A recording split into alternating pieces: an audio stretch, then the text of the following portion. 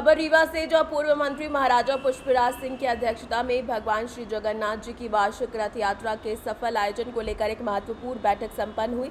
इस बैठक में शहर के प्रबुद्ध नागरिकों, धर्मगुरुओं और आयोजकों ने भाग लिया। बैठक में कई बिंदुओं पर सहमति बनी, जिसमें रथ मार्ग की मरम्मत, यात्रा का नामकरण, रूट मैप निर्धारित करना आदि प्रमुख मुद्दों पर चर्चा हुई। बैठक में प्रमुख रूप से उपस्थित गणमान्य नागरिकों में red cross chairman Prabhakar Chaturvedi, Dinanath Shastri, Mahendra वधिया सहित अन्य गणमान्य लोग शामिल रहे। भव्यता रहेगी झांकी में और रथ यात्रा में, इसके बारे में आप कुछ बताएं। बहुत ही सामयिक प्रश्न है।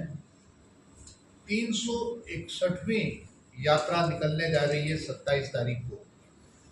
ये स्मरण रहे कि जितना पुराना इतिहास रीवा का है और अपने विंध्य क्षेत्र का है जगन्नाथ जी के लिए, उतना पुरी के बाद और किसी का नहीं है। सबसे पहला जगन्नाथ पुरी जी का है, वहीं से निकलती है।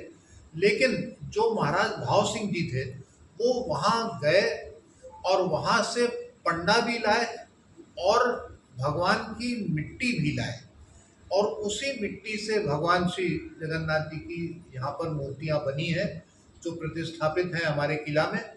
और अन्य जगहों पर भी जो है, वहाँ पर भी वही मिट्टी पहुँचाई गई थी हमारे विंध्य क्षेत्र में, जो एक बिछिया में भी है, फुलपुर में भी है, अन्य जगहों में भी। तो इसकी एक बहुत बड़ी परंपरा के साथ में डोर जुड़ी है, और ये बहुत खुशनसीबी है हम लोगों के लिए, खुशकिस्मती है कि इसके हम लोग अंग हैं, इसके हम लोग भाग बनते हैं। रीवा की समस्त जनता, जनार्दन जो भक्त हैं, वो आरती उतारते हैं, दर्शन प्राप्त करते हैं, भंडारे का प्रसाद लेते हैं और जगन्नाथ यात्रा का आनंद उठाते हैं। ये एक ऐसी परंपरा है विंध्य क्षेत्र की, जिसको मैं कह सकता हूँ कि दशहरा की परंपरा के समकक्ष है। तो ये पूरी यात्रा हमारी जो होगी, इस बार हम प्रयास कर रहे हैं कि मध्य प्रदेश पर्यटन विभाग भी और संस्कृति विभाग भी इसको सम्मिलित करे और इसकी एडवर्टीजमेंट करे, जिससे कम से कम इस साल नहीं तो अगले साल से इसमें हमारा टूरिज्म आना शुरू हो जाए।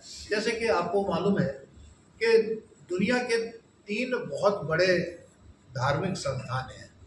एक तो रोम में है वेटिकन सिटी, एक मक्का है और एक हमारा बनारस है। तो वहाँ जब भी जहाँ फुटफॉल होता है टूरिज्म का और लोगों का, तो देखते बनता है, इतने लोग, इतने यात्री वहाँ आते हैं। अगर उस धारा में हम लोग भी जुड़ गए तो निश्चित रूप से धीरे धीरे सनई सनई रीवा में भी जगन्नाथ यात्रा को देखने के लिए बाहर से और अंतर्राष्ट्रीय पर्यटक भी आना आरंभ करेंगे। रीवा से सी न्यूज़ संवाददाता अर्जुन तिवारी की रिपोर्ट।